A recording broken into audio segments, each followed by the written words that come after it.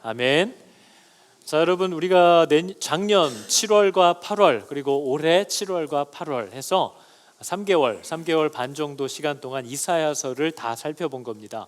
그래서 여러분, 지난 한 주 동안 60장부터 이제 다음 주 화요일까지 66장까지의 내용들을 저희가 지금 쭉 보는 과정 가운데 있는데요. 지난 한 주간 보니까 일어나라, 빛을 발하라, 이것이 60장에서 우리가 처음 월요일 날 봤던 내용입니다. 하나님께서 빛이 없는 자들에게, 일어날 수 없는 자들에게 일어나라, 그리고 빛을 발하라, 이렇게 명령하고 계시는 모습을 볼 수 있어요. 그리고 다음날 화요일 날 보니까 이유가 주 여호와의 영이 너에게 내리셨기 때문에, 임하셨기 때문이다, 이것을 우리에게 가르쳐 줍니다. 하나님의 영이 우리에게 임하고 그분의 빛과 그분의 모든 공급이 우리에게 주어졌기 때문에 이 자격 없는 자들이, 그런 걸 할 수 없는 자들에게 이러한 은혜와 능력이 임하여서 이제 그것을 할 수 있도록 하신 그 하나님의 은혜를, 값없는 자에게 주신 그 하나님의 사랑을 사람들에게 자랑하게 하기 위하여 우리를 부른 거다. 우리가 나서거나 잘해서가 아니라 받을 자격이 없는 자들에게 주시는 하나님의 큰 사랑, 아버지 어머니의 그 사랑, 이것을 사람들에게 자랑하게 하기 위하여 택함을 입었다, 이렇게 표현을 하는 거죠. 그리고 그것을 세상에 이분이 좋으신 하나님이라는 사실을, 좋은 아버지라는 사실을 알리기 위함이다 라고 우리의 받은 은혜의 이유와 우리를 부르신 목적을 이제 쭉 얘기해 주시는 거죠. 그러면서 여러분, 우리가 지난주 63장을 보니까 하나님은 또 되게 무서운 하나님이셨어요. 한번 뭔가를 약속하시면 반드시 진행하시고 이루시는 분이다, 이걸 우리에게 가르쳐 줍니다. 그래서 여호와의 손이 짧으냐, 하나님이 귀가 안 들리냐 조롱하던 자들의 심장이 덜컥 떨어질 정도로 하나님께서 정말 무섭게 약속대로 심판을 하시기 시작하면 이 세상을 포도즙 틀을 삼아서 그 위를 밟고 다니시면서 불순종아들을 다 밟아 터뜨리는, 그래서 정말 그분의 온 몸이 짐승을 도축하는 백정의 몸같이 피로 범벅이 되는, 피로 물들인 채 세상을 휩쓸고 다니시는 분이 하나님이시다라는 걸 또 우리에게 가르쳐 줬습니다. 그러면서 여러분, 하나님은 한 사람의 영혼도 잃고 싶어 하지 않는 아버지시다, 이걸 우리에게 가르쳐 주시면서요, 봐라, 그분은 지금도 문을 활짝 열어놓고 아무 자격이 없는데도 내가 아버지께 돌아가고 싶습니다, 다시 당신을 나의 아버지로 모시고 순종하고 싶습니다 라고 하는 자들이 그렇게 돌아오려고만 마음을 먹으면 누구든지 돌아올 수 있도록 문을 열어두고 계시다. 근데 문제는 뭐예요? 돌아오는 자들이 없다, 이걸 얘기하는 거죠. 자식 삼아주겠다라는 말은 너무 쉬운 일 같아 보이는데, 자식답게 살아야 되는 게 난 도무지 부담스러워서 그건 못하겠다 할 정도로 자식으로서 사는 게 얼마나 기쁨이고 짐이 아닌지를 맛보지 못한 자들이 하나님을 계속해서 거부하는 그 모습을 보여주는 거죠. 그러면서도 돌아가기는 싫은데 돌아간 척을 하고 사는 사람들에 대한 책망이 선지자들의 정말 무서운 책망인 겁니다. 아버지가 돌아오라고 기껏 얘기해 놨더니 이것들이 불편한 건 하기 싫어서 돌아오지는 않으면서 돌아와 있는 척을 하고 있는 사람들에 대한 선지자들의 무서운 비판이 한결같았고, 예수님도 그래서 오신 후에 항상 하셨던 얘기가 이 외식하는 자들아, 이 회칠한 무덤들아, 그것을 그렇게 책망하셨던 거죠. 돌아오지 않았어요. 하나님의 뜻대로 살 마음을 먹지도 않아요. 손해를 볼 것 같고 어렵고 자존심 상하면 난 거기까지는 안 해, 결정하지도 않았어요. 하나님 뜻대로만 죽기까지 따르오리. 근데 그렇게 결정한 사람인 것처럼 사는 자들을 향하여 선지자들도 예수님도 얼마나 책망하셨는지 몰라요. 여러분, 이게 지난 한 주간 말씀을 대략 살펴본 겁니다. 근데 여러분, 우리가 우리 교회 안에 들어와 있으면서도 하나님의 말씀을 스스로 읽지 않는 사람들이 생각보다 꽤 많습니다. 그래서 정말 안타까운 일인 거죠. 하나님의 말씀을 스스로 읽지 않을 뿐만 아니라 우리 교회는 또 매일 성경을 통해서 스스로 읽게 하고, 또 계속해서 그 말씀을, 저는 제 적용보다는 그 말씀을 이해하기 쉽게끔 씹어서 여러분의 손바닥 위에 올려드리지 않습니까? 그래도 그걸 읽지 않는, 삼키지 않는 성도들이 생각보다 많다는 거죠. 청년들 중에도 그래요. 메시지가 딱 오면 한번 올려본대요. 그래서 많이 올라가면 안 읽고, 그 안에서, 범위 안에서 놀면 내가 읽어준다, 이런 정도인 거죠. 근데 여러분, 하나님의 말씀을 씹어서 손에 올려줘도 입으로 들어올리기를 힘들어하는 자들이 얼마나 안타까우냐 하는 거예요. 그죠? 5분만 쓰면 읽을 수 있는데 뭐 인스타그램을 하든지 드라마를 보는 건 뭐 날을 새면서도 보는데 5분 읽을 시간이 내 인생에는 없을 정도로 빠듯합니다라는 거짓말을 하면서 이 앞에 서지 않는 일들이 우리 안에 있다라는 거죠. 근데 여러분, 이사야서는 하나님께서 그렇게 하나님을 싫어하고 그렇게 하나님에 대한 관심도 사랑도 없이 그러나 관심이 있는 사람인 척하면서 살았던 자들이 하나님의 감찰을 받고 있다. 하나님이 지켜보고 계시다. 이제 하나님이 심판을 시작하실 때에 이 포도즙 틀 위에 마치 자기가 심판자인 것처럼 하나님의 뜻을 다 알고 있는 사람인 것처럼 포도즙 틀 위로 기어 올라와서 깐족깐족되던 자들은 다 같이 밟아서 터트림을 당할 거다. 그러나 나는 하나님의 자리에 설 수도 없을 뿐더러 나는 단지 하나님의 은혜만이 필요한 자입니다 하고 심판자의 자리에 내려와서 입을 크게 벌리고 있는 자들을 향하여 하나님이 아주 향기로운 포도즙을 그의 입에 부어주실 것이다. 그래서 심판과 회복이 동시에 일어나는 이 일을 이사야서가 계속해서 우리에게 가르쳐 줍니다. 여러분, 오늘 우리가 읽은 이사야 65장은요 혹시나 모를까 봐 말씀드릴 거예요. 66장이 끝입니다. 이번 주 화요일 날 끝나요. 이사야 65장은 여러 면에서 이사야서가 말하려는 전체 메시지의 요약과도 같은 장입니다. 이렇게 되어 있어요. 어제부터 시작된 65장과 이제 화요일 날 끝날 66장까지의 내용이 샌드위치 구조라고 되어 있습니다. 진짜 말하려고 하는 그 메시지를 가운데 두고 양쪽에서 똑같은 메시지가 좁혀 들어오는 거죠. 그래서 65장과 66장의 끝을 보면 똑같은 얘기예요. 심판과 회복이 동시에 일어난다. 악인을 심판하는 것이 곧 의인을 자유케 해주는 거고요. 의인을 구원하시기 위하여 악인을 심판하시는 거죠. 그래서 심판과 회복이 동시에 일어날 것이다. 근데 이 일이 일어날 때 어떤 일이 일어나느냐? 65장 중간과 66장 중간은요, 그 가운데 하나님을 떠나는 자들과 하나님 앞에 신실한 종으로 구별될 거다. 이쪽은 악인과 의인으로 구별될 거다. 그리고 이것이 말하려고 하는 가운데 메인 디시는 뭐예요? 그들을 위하여 하나님이 전부터 약속하신 바 새 하늘과 새 땅이 하나님의 완전한 회복의 나라가 너희들에게 주어질 것이다. 이것을 이제 얘기하는 구조로 되어 있습니다. 그래서 오늘 우리가 읽은 65장 17절에서 25절의 말씀이 이사야서가 결국 얘기하려고 하는 요점이라고도 할 수 있는 거죠. 심판과 회복은 동시에 일어날 것인데 그 가운데 하나님의 말씀을 두려워하고 떨면서 받아들이고 붙잡았던 자들은 하나님의 생명으로, 하나님의 말씀을 마음에 두지도 않고 자기가 주인 되어서 살았던 자들은 심판으로 갈라질 것이다. 그리고 봐라, 하나님이 약속하신 그 아름다운 홈, 스윗 홈, 정말 우리가 돌아가야 될 내 본향, 그곳이 어떤 곳이냐, 어떤 모습이냐, 무엇이 회복되는 거냐, 이것들을 쫙 오늘 보여주는 거죠. 이것을 보면서 여러분 마음이 너무나 설레어야 합니다.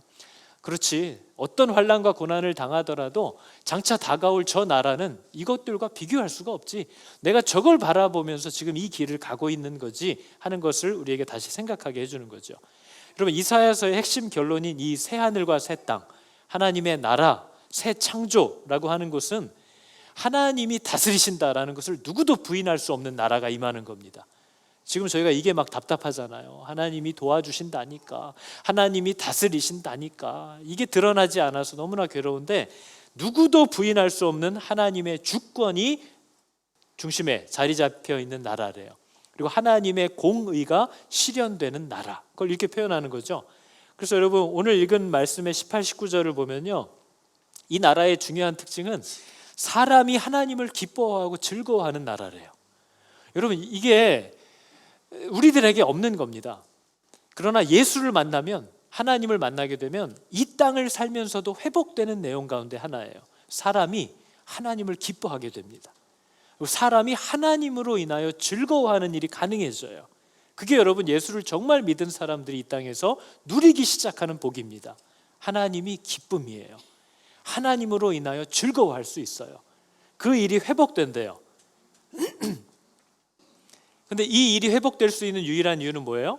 이 히브리서 저자도 썼던 건데요, 믿음의 선조들도 저걸 바라보면서 살았다는 겁니다. 이는 하나님이 경영하시고 그분이 지으시는 그 터가 있는 성을 이 모든 믿음의 선조들이 바라보면서 살았기 때문에 그 모든 어려움의 길들을 능히 지나갈 수 있었다. 이것을 가르쳐 주는 거죠.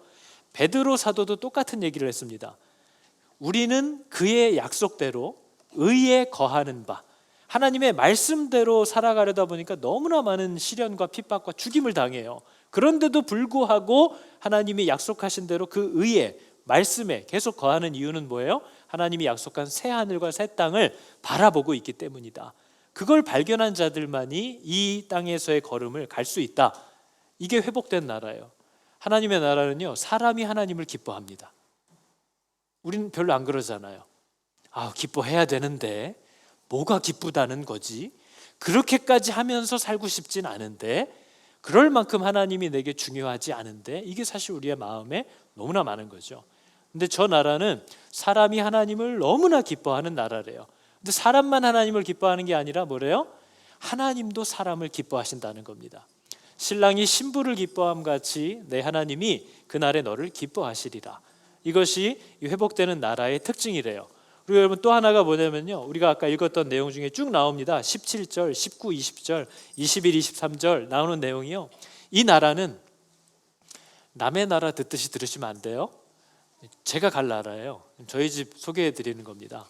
여러분 가실 집을 얘기하는 거예요. 내가 여기에 가기 때문에 여러분 이 시간을 능히 살아내는 겁니다. 이 약속을 바라보고 있기 때문인 거죠.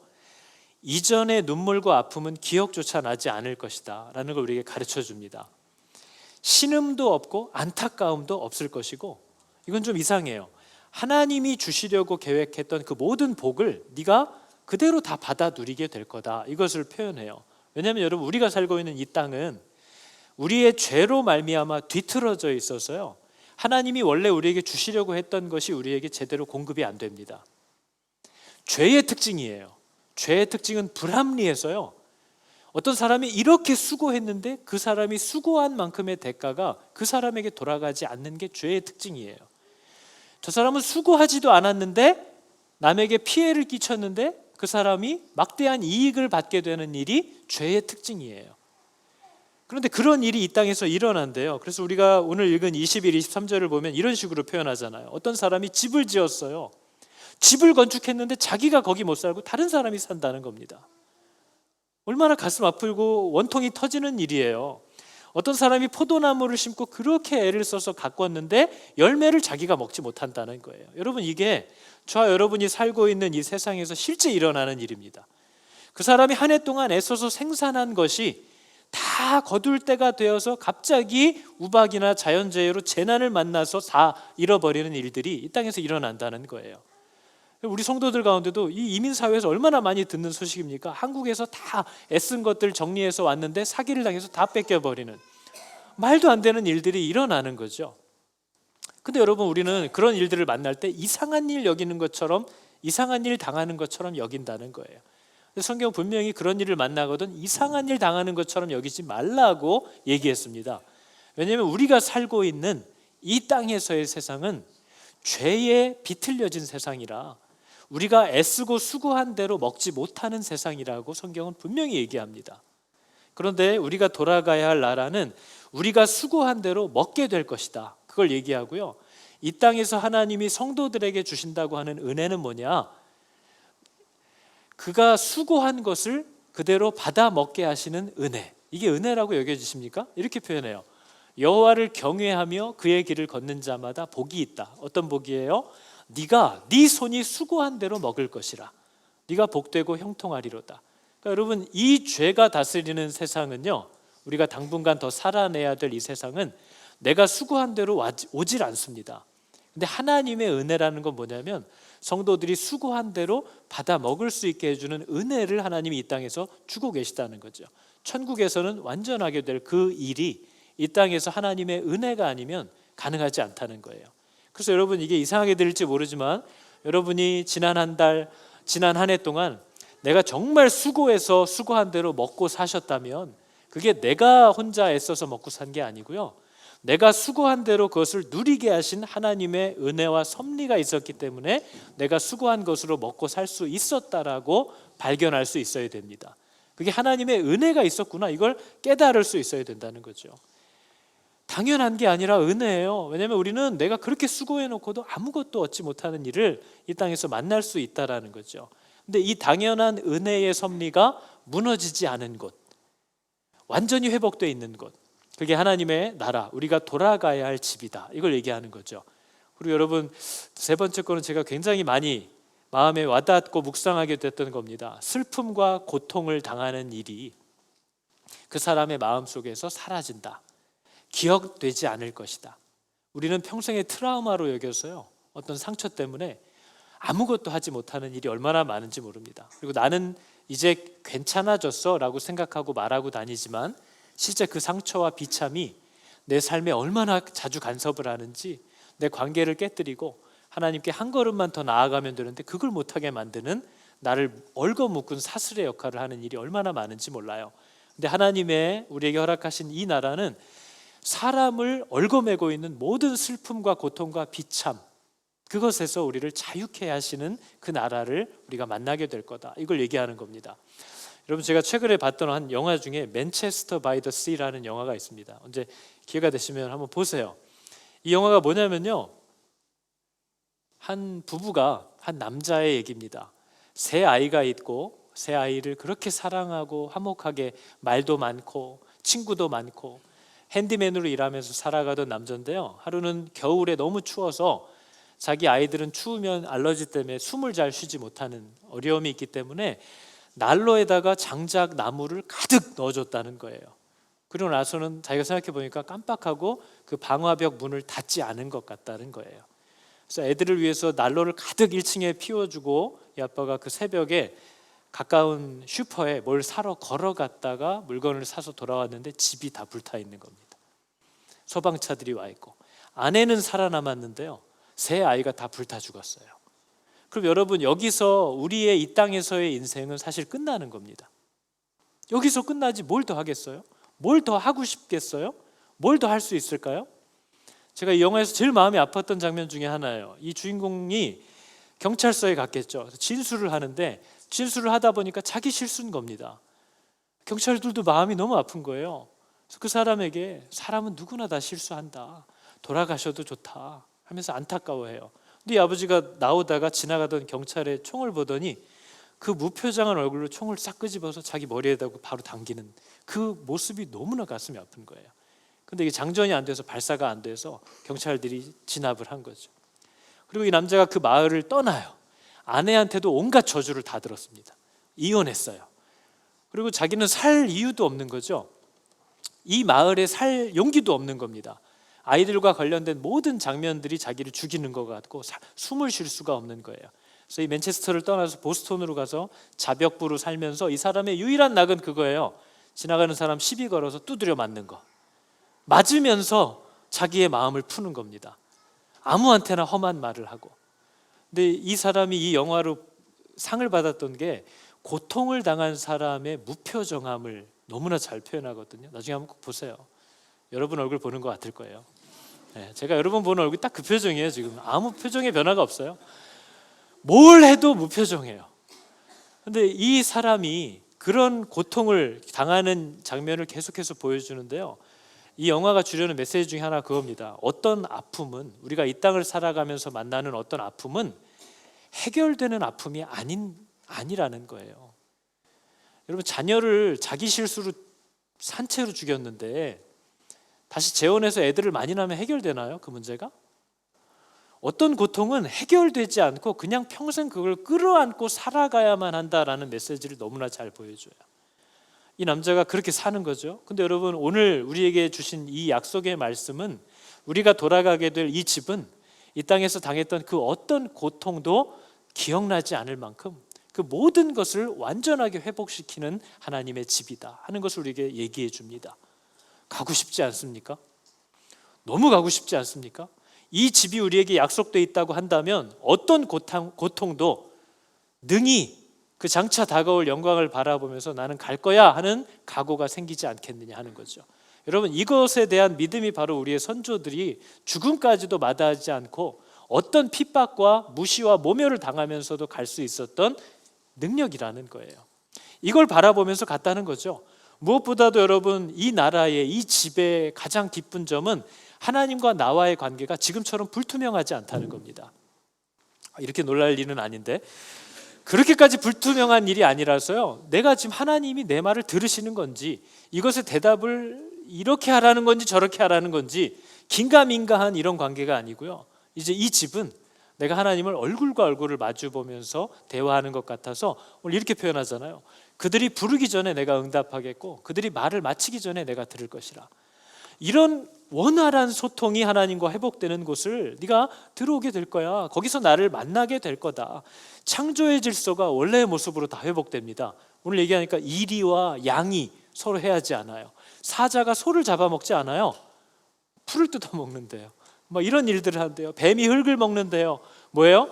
하나님이 창조한 피조물들이 서로를 공격하고 해함으로써 살아가려고 하지 않고 서로를 살리고 서로를 존중하면서도 하나님의 은혜 안에서 살아내는 그 일들이 회복될 거다. 그래서 여러분, 이사야서에는 우리가 잘 아는 그 말씀이 초반에도 나오거든요.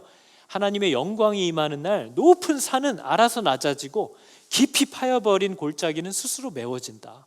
이 모든 것들이 서로를 균형을 맞추면서 돌아보면서 함께 살아가게 되는 이 일이 회복될 것이다. 그것을 성경이 우리에게 가르쳐줘요.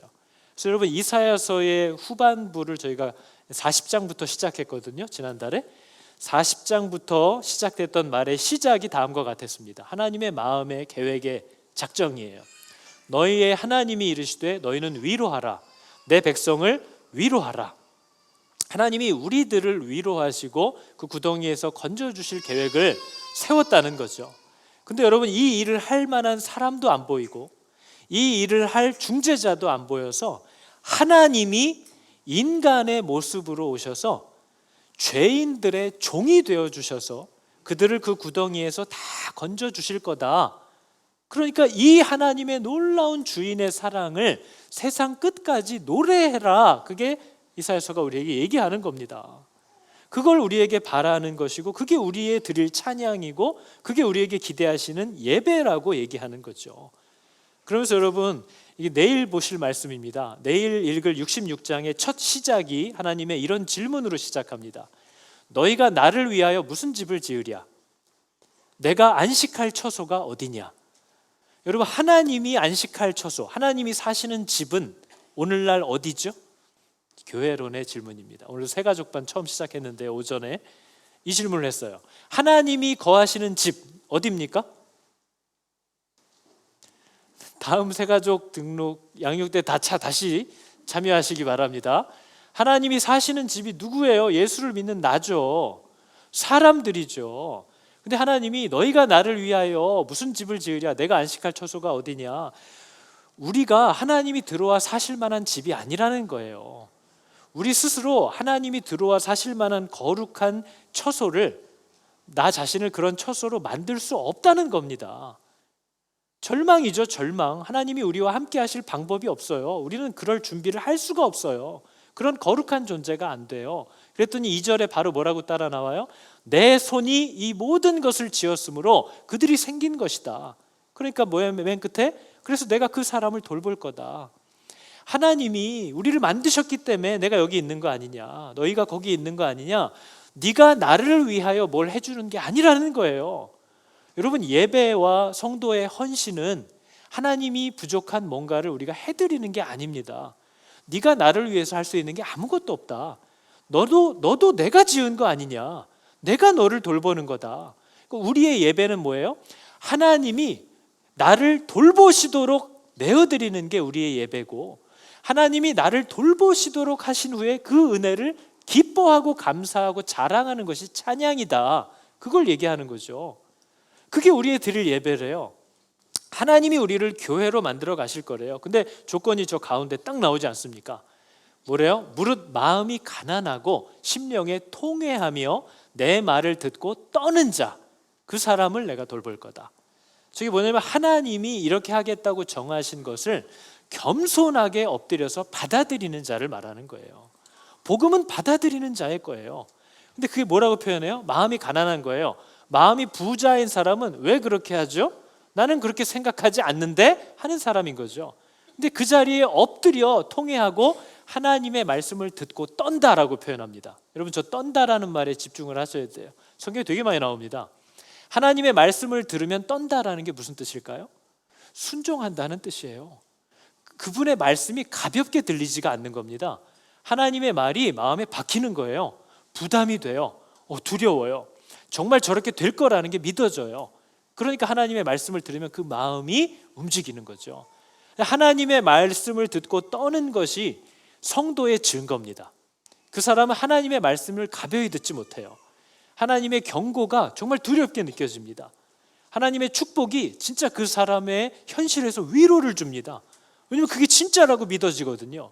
보여지는 현실보다 보이지 않는 약속이 더 현실처럼 느껴지는 게 바로 믿음이라는 거예요. 그 일이 이 사람 안에 일어난대요. 그래서 여러분, 하나님의 말씀을 여러분이 매주 이렇게 듣지 않습니까? 또 여러분이 매일 펼치지 않습니까? 근데 그 말씀이 내게 막 부담을 주고 이렇게 하지 않으면 안 될 것 같은 두려움을 내게 줍니다. 그러면 그게 여러분에게 생명이 있다는 뜻이에요. 여러분, 출애굽기도 보면 이렇게 얘기합니다. 65장 5절에도 저 말이 똑같이 반복됩니다. 여호와의 말씀으로 말미암아 떠는 자들아 그의 말씀을 들을지어다. 출애굽기가 이렇게 얘기합니다. 바로의 신하 중에 여호와의 말씀을 두려워하는 자들, trembled 하는 자들은 그 종들과 생축을 하나님이 말씀하신 대로 집 안으로 피하여 들였대요. 그러나 여호와의 말씀을 마음에 별로 두지 않던 자들은 종들과 짐승들을 들에 그대로 두었다가 우박에 다 죽었다는 겁니다. 하나님의 말씀을 듣고 떤다라는 건 이건 순종해야 되는구나 라고 느낀다는 거예요. 그 사람이 생명이 있는 자다. 떨었던 자들은 순종했고 떨지 않았던 자들은 불순종한 거예요. 이것을 우리에게 보여주죠. 에스라 선지자가요, 포로에서 돌아와서 느헤미야는 무너진 성전을 건축했는데 에스라는 백성들의 무너진 마음을 다시 건축해야 되는 성경학자예요. 이 사람이 와서 율법으로 다시 백성들을 가르치는데 엉망진창인 겁니다. 이방인과 가까이 하면 안 된다고 했는데 이방인이랑 벌써 다 결혼해서 혼혈로 자식까지 다 두고 있는 거예요. 이걸 몰랐어요, 에스라가. 이렇게까지 갔을 줄 몰랐어요. 그래서 에스라가 그 자리에서 망연자실해서 털썩 주저앉아서 자기 수염을 뜯으면서 막 웁니다. 그때 이런 사람들이 나타나요. 내가 이 일을 듣고 속옷과 겉옷을 찢고 머리털과 수염을 뜯으며 기가 막혀 앉으니 이에 이스라엘 하나님의 말씀을 인하여 떠는 자가 이 사로잡혔던 자들의 죄를 인하여 다 내게로 모여오더라. 내가 저녁 제사 드릴 때까지 기가 막혀 앉았더니 하나님의 뜻대로 살지 못하는 것에 대하여 막 너무나 힘들어하는 선지자의 모습을 보고 하나님의 말씀을 늘 들으려고 하던 자들이 다 나오더라는 거예요. 그리고 에스라서에 보면 심지어 결혼했던 것들을 다 파혼합니다. 이방인들을 다시 돈을 줘서 돌려보내요, 자식들하고. 이건 여러분 죽는 것과 같은 걸 얘기하는 겁니다. 거기다 대고 또 그렇다고 마누라를 버려 이런 얘기를 하라는 게 아니고요. 정말 사람이 다시 죽는 것처럼 하나님 앞에 돌아오려는 결단들을 했다는 것을 보여주는 거죠. 하나님의 말씀을 듣고 떠는 자들이 하나님의 부르심을 듣고 돌아온다 하는 걸 얘기해요. 그래서 여러분 66장의 내용들을 쭉 읽어보면요, 여러분 가운데 혹시 설교를 듣던 말씀을 보던 별로 그게 맨날 하는 말 뭔지는 알겠는데 나는 그렇게 생각되지는 않는데, 나는 굳이 그렇게까지 살고 싶진 않는데 하고 마음에 전혀 순종해야겠다는 떨림이 오지 않는 사람들은 하나님의 집이 될 수 없다는 겁니다. 교회가 될 수 없다는 거예요. 성도가 될 수 없다는 거예요. 그게 아까 우리가 읽은 저 얘기잖아요. 무릇 마음이 가난하고 심령에 통회하며 내 말을 인하여 떠는 자, 그 사람을 내가 권고할 거다. 돌아볼 거고 찾아갈 거다. 그러니까 저게 없다면 나는 교회가 아닌 겁니다. 내 안에 그리스도가 계시지 않는 거죠. 나는 생명이 없는 사람이라고 생각해야 한다라는 거예요. 그리고 여러분, 말씀을 듣고도 별로 순종해야겠다라는 눌림이 없다. 그러면 그 사람은 자기가 주인이라는 뜻이다라고 이사야서 66장 3절이 저렇게 말합니다. 그들은 자기의 길을 택하며 그들의 마음은 가증한 것을 기뻐한다. 그들은 늘 자기의 길을 자기가 택하면서 사는 자기의 주인이라고 오늘 본문이 얘기하는 거죠. 그리고 여러분, 또 하나 늘 반복했던 얘기인데요, 하나님의 말씀을 듣고도 순종해야 되는데 라는 부담 자체가 없는 사람들이 하고 있는 종교 행위, 교회 안에서의 헌신, 수고, 이런 것들은 다 가증한 것이다. 이건 모든 선지자들이 했던 얘기입니다. 이렇게 표현하죠. 하나님의 말씀대로 살겠다라는 준비도 결단도 하지 않는 자들이 소를 잡아 드리는 것은 생명을 그냥 죽이는 것과 다름이 없고, 어린 양으로 제사를 드리는 것은 개의 목을 꺾은 것과 다름이 없고, 하나님께 그런 예배를 드리는 것은 하나님이 받으시지 않는 부정한 짐승인 돼지의 피를 드리는 것과 별 차이가 없는 거고, 그런 하나님을 향한 하나님의 뜻대로 순종하겠다는 마음이 없는데 하나님께 분향하는 것, 예배하는 것, 헌신하는 것은 우상을 찬송하는 것과 다름이 없다. 그래서 여러분 늘 물어보는 겁니다. 하나님의 뜻대로 나는 살고 싶어, 난 하나님의 뜻대로만 순종하면서 살 거야 라고 결단하고 자신의 연약함으로 인해서 비틀비틀 살아가는 사람과, 나는 그분을 주인으로 모시고 싶은 그런 생각은 없는데 라고 생각하면서 연약함으로 비틀비틀 걸어가는 두 사람의 모습은 겉으로 볼 땐 똑같아요. 그러나 하나님이 볼 땐 생명과 죽음, 양과 염소, 의인과 악인처럼 다른 겁니다. 성도들 가운데 교회는 다니는데 나는 하나님이 무슨 말씀을 명하시던지 주님이 오르시고 하나님이 신뢰할 만하시며 나를 정확히 아십니다.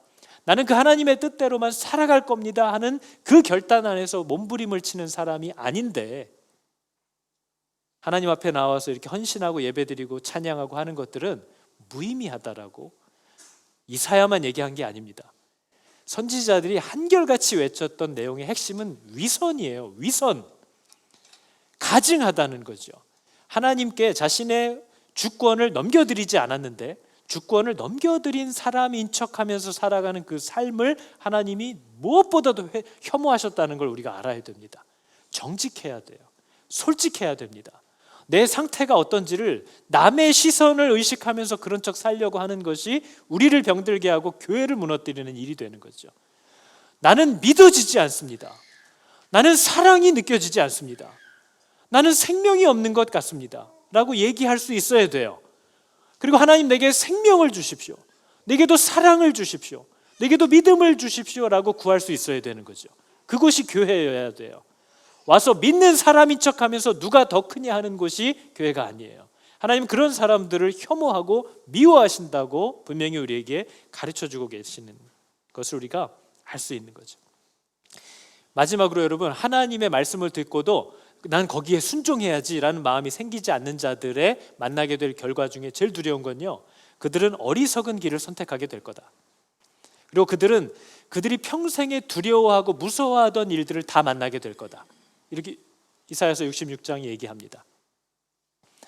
아까 성제가 있다고 그랬는데 없네? 여기 있나요? 네, 여기 있네요. 나도 유혹을 그들에게 택하여 주고 그 무서워하는 것을 그들에게 임하게 할 거다. 이는 내가 불러도 대답하지 않았고 말해도 듣지 않았다. 오직 내 앞에서 내가 원치 않는 것을 행하고 나의 기뻐하지 않는 것을 계속 택하였기 때문에 그들에게 유혹을 택하여 준대요. 엉뚱한 선택을 하게 만들 것이고 그들이 무서워하고 피하려고 하는 것들을 그들에게 임하게 할 거다. 하나님의 말씀입니다. 이것을 우리에게 얘기하셨어요. 그래서 여러분, 우리가 성경에 잘 아는 룻이라고 하는 여인의 시어머니가 있습니다. 나오미라고 하는 여자죠. 룻기에 보면 나오죠. 근데 이 나오미라고 하는 여자가 하나님의 땅인 베들레헴을 떠나서 가족들을 다 이끌고 남편 엘리멜렉과 함께 하나님의 땅이 아닌 우상을 숭배하는 모압 땅으로 떠나는 사건이 이 룻기의 시작이에요. 근데 여러분, 나오미가 왜 하나님의 약속의 땅을 떠나서 모압으로 갔을까요? 성경은 이렇게 얘기합니다. 저게 아니네요. 예, 아니 내가 만들게요. 그죠. 내가 나오미의 남편 엘리멜렉과 두 아들도 다 죽고 나오미가 혼자 남았어요. 근데 나오미가 그가 모압 지방에 있어서 여호와께서 자기 백성들을 권고하사 원래 베들레헴에 흉년이 들었기 때문에 떠난 거예요. 흉년이 들었기 때문에 먹고 살 것을 잃어버릴까 봐 떠났는데, 떠나서 자식과 남편을 다 잃고 재산을 다 탕진한 후에 소식을 들어보니까 하나님께서 자기 백성들을 돌아보셔서 그들에게 양식을 그곳에서 주고 있다라는 소식을 듣고 다시 또 며느리를 데리고 거기로 가자고 했다는 거예요. 그러니까 이 여자는 지금 뭘 보고 따라 움직이는 사람인 거죠? 약속의 땅을 떠난 이유도 먹고 살 게 없어서였어요. 근데 정확히 말하면 먹고 살 게 없어져서가 아니고요. 이렇게 얘기하잖아요. 나갈 때 어떻게 나갔대요? 풍족했어요. 근데 이거 잃어버릴까 봐 떠난 거죠. 풍족하게 나아갔는데 여호와께서 나로 비어 돌아오게 하셨느니라. 근데 이 여자는 나갈 때도 가진 걸 잃어버릴까 봐 두려워하면서 나갔고, 돌아올 때도 거기 먹고 살 게 있다고 하니까 밥그릇 찾아 돌아다닌 거죠. 근데 실제로 나오미가 두려워하던 일들을 다 만났어요. 자식과 남편을 다 잃어버렸고, 그가 잃어버릴까 봐 두려워하던 물질도 다 탕진하고 돌아왔다 하는 걸 얘기하는 거죠. 그러니까 여러분, 말씀이 들려질 때 이걸 가볍게 지나치지 못하고 내가 여기에 순종해야 한다라는 그 마음이 우리 안에 들고 있다면 그게 우리에게 생명이 있다는 뜻이라는 거예요. 그래서 우리가 잘 아는 에스겔서에 보면 교회 안 다니는 분들도 들어봤던 마른 뼈의 환상이라는 게 있습니다. 이 마른 뼈들에게 하나님이 생명을 주실 때 선지자를 통해서 가서 생기가 있으라고 명령하라고 했어요. 그때 여러분 성경에 보면 하나님의 말씀이 선포될 때 이 뼈들이 쉐이킹하는 것을 보여줍니다. 뭐라고 하죠? There was a noise and behold a shaking. 하나님의 살아나라는 말씀이 나타나니까 뼈들이 서로 움직이면서 소리를 내면서 떨기 시작하더라는 거예요. 그러면서 말씀 앞에 떠는 이 뼈들 위에 하나님의 힘줄이, 근육이, 살이 덮이고 생기가 들어갔다 하는 걸 우리에게 가르쳐 주는 거죠. 하나님의 말씀에 떤다라는 것은 하나님의 생명이 그에게 들어오고 있다라는 것을 우리에게 의미합니다.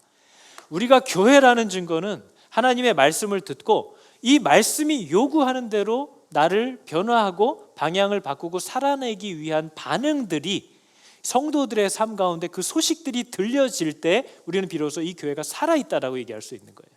근데 이 교회가 이 자리에서 10년, 20년, 30년 똑같이 매주 예배를 드리고 있는데, 매일 말씀을 보고 있는데 성도의 삶이 죄에서 돌이킴도 없고 하나님의 인도함을 받지도 않고 예전의 그 모습, 지금도 그 모습 하고 살고 있다면 이 교회는 죽었다는 것을 의미한다는 거예요.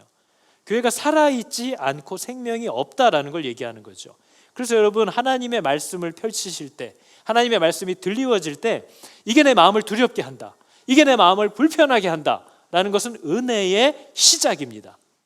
이게 은혜의 완성은 아니에요. 하나님은 이 두려움을 모두에게 줍니다. 그런데 이것을 거절하는 일도 가능하다는 거죠. 여러분, 바울이 감옥에 갇혔을 때 벨릭스라고 하는 총독이 있었습니다. 근데 이 사람이 무슨 바람이 불었는지 바울을 불러서 예수 그리스도의 도에 대하여 듣고 싶다 얘기했어요.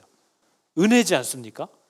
근데 이 벨릭스라는 사람이 어떤 사람이냐면요, 당시 역사 기록에도 너무나 포악하고 너무나 잔인하고 너무나 이 혈기를 절제 못하는 충동적인 사람이라 지역의 원성이 자자해서 나중엔 결국 로마 정부에서 그 사람을 좌천시켜서 딴 데로 데려갈 정도로 포악한 사람이에요.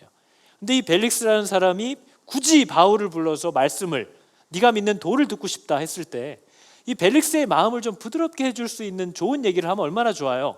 근데 바울이 끌려가서, 하여튼 바울은 성령이 주시는 대로 얘기했겠죠. 성령님을 따라가면 인생이 꼬입니다. 기억하셔야 돼요. 벨릭스가 와서 바울을 불러 그리스도 예수 믿는 도를 듣거늘 바울이 하필 뭐에 대해서 얘기했대요? 의와 절제와 장차 오는 심판을 강론했대요. 그리고 놀랍게도 결과가 뭐예요? 벨릭스가 두려워했대요. 이렇게 표현해요, 영어 성경으로. Felix trembled and answered, go away.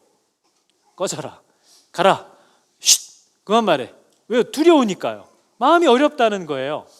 그래서 벨릭스가 가라 그러는데 뭐라고 얘기해요? 내가 나중에 기회가 또 있으면 부를 거야. 그런데 그 후로도 불렀어요, 자주. 근데 부른 이유가 뭐예요? 예수 그리스도에 대한 도를 들으려는 게 아니라 바울에게서 돈을 받을까 바라는 고로. 바울이, 이 사람도 정치인이기 때문에 잘 압니다.